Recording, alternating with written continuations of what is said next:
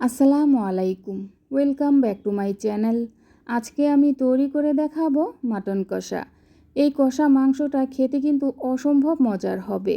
খাসির এই কষা মাংসটা এক একজন এক একভাবে রান্না করে থাকে, তবে আমি কিভাবে রান্না করি সেই রেসিপিটাই আপনাদের সাথে শেয়ার করছি। আশা করি আপনাদের কাছে ভালো লাগবে। আর যদি ভালো লেগে থাকে তাহলে অবশ্যই আমার চ্যানেলটাকে সাবস্ক্রাইব করবেন। তাহলে চলুন দেখে নিই খাসির কষা মাংস রান্নার পুরো প্রস্তুত প্রণালী। প্রথমে মাটন কষার জন্য একটি স্পেশাল মশলা বানিয়ে নেব। এর জন্য নিয়েছি 1 চামচ শাহি জিরা, একটা জয়ত্রী, একটা জয়ফলের 3 ভাগের 1 ভাগ, 1 চামচ কালো গোলমরিচ, 5-6টার মতো নিয়েছি ছোটো এলাচ। এবারে আমি এগুলোকে ব্লেন্ড করে নেব। আমি ব্লেন্ড করে নিয়েছি, এখন একটা সাইডে রেখে দেব। আর এখানে নিয়েছি 2 কেজি খাসির মাংস। আমি মাংসগুলো রেগুলার সাইজে কেটে ভালো করে ধুয়ে মাংসের পানিটা ঝরা দিয়ে নিয়েছি। এখন দিয়ে দিচ্ছি 4 টেবিল চামচ আদা রসুনের পেস্ট, 1 টেবিল চামচ দিয়ে দিচ্ছি লাল মরিচের গুঁড়া, হলুদের গুঁড়া দিয়ে দিচ্ছি 1/2 টেবিল চামচ, ধনিয়ার গুঁড়া দিয়ে দিচ্ছি 1 টেবিল চামচ। আমি প্রথমে যে কষা মাংসের জন্য একটি স্পেশাল গরম মশলা বানিয়েছিলাম সেই গরম মশলার গুঁড়া সবটুকু দিয়ে দিচ্ছি। তারপর দিয়ে দিচ্ছি টেস্ট অনুযায়ী লবণ। লবণটা বুঝে তারপর দিয়ে নেবেন। এখন আমি সব কিছু খুব ভালো করে মেখে নেব। মাংসের সাথে মশলাগুলো খুব ভালো করে প্রথমে মেখে নিলে মশলাগুলো মাংসের গায়ে ভালোভাবে লাগবে। মাংসের সাথে মশলা আমি খুব ভালো করে মেখে নিয়েছি। এখন আমি 15 থেকে 20 মিনিটের মতো একটা সাইডে মেরিনেট করে রেখে দেব।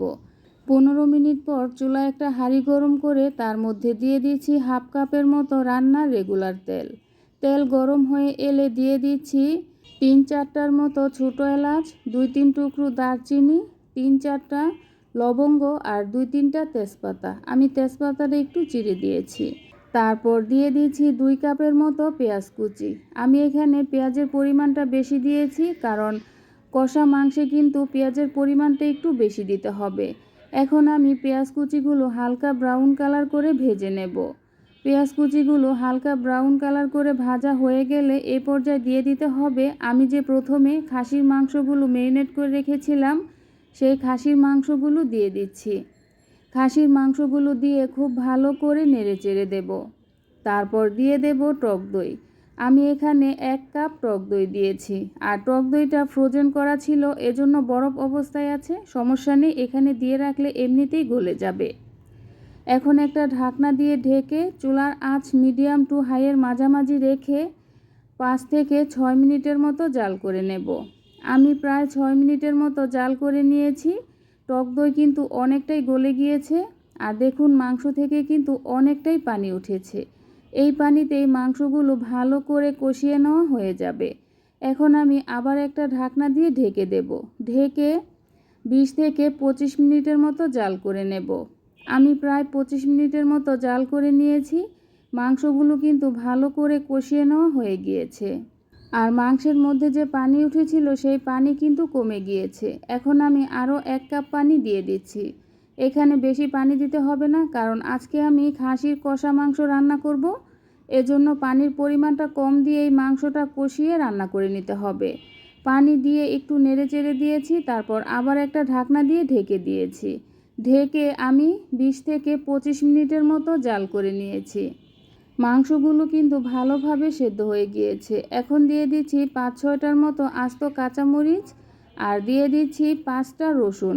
আমি এখানে আস্ত দেশি 5টা রসুন দিয়েছি। রসুনটাকে প্রথমে পরিষ্কার করে তারপর রসুন ভালো করে ধুয়ে নিয়েছি। আস্ত রসুন দিলে এই কষা মাংসটা খেতে অনেক বেশি টেস্টি হয়। এখন একটা ঢাকনা দিয়ে ঢেকে চুলার আঁচ মাঝারিতে রেখে 8 থেকে 10 মিনিটের মতো জাল করে নেব। আমি প্রায় 10 মিনিটের মতো জাল করে নিয়েছি। এখন দিয়ে দিচ্ছি 1/2 টেবিল চামচ ভাজা জিরার গুঁড়া। জিরার গুঁড়া দিয়ে একটু নেড়েচেড়ে দেব। জিরার গুঁড়া দিয়ে আমি নেড়েচেড়ে মিক্সড করে নিয়েছি। এখন আবার একটা ঢাকনা দিয়ে ঢেকে দেব। ঢেকে চুলার আঁচ মাঝারিতে রেখে 5 থেকে 6 মিনিটের মতো জাল করে নেব।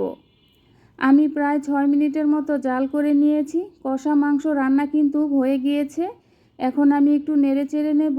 আর এই মাংসের ঝোলটা কিন্তু এরকমই থাকবে, এর থেকে আর বেশি কমাবো না, কারণ চুলা থেকে নামিয়ে নিলে ঝোলটা আরও একটু টেনে যাবে। এই তো হয়ে গেল খাসির কষা মাংস বা মাটন কষা। এটা রান্না করা কতটা সহজ তা আপনার দেখেই তো বুঝতে পেরেছেন। এখন আমি একটা বাটির মধ্যে সার্ভ করে নিচ্ছি। খাসির এই কষা মাংসটা খেতে এতটাই মজার যে আপনি একবার রান্না করে খেলে আপনার বারবার খেতে ইচ্ছে করবে।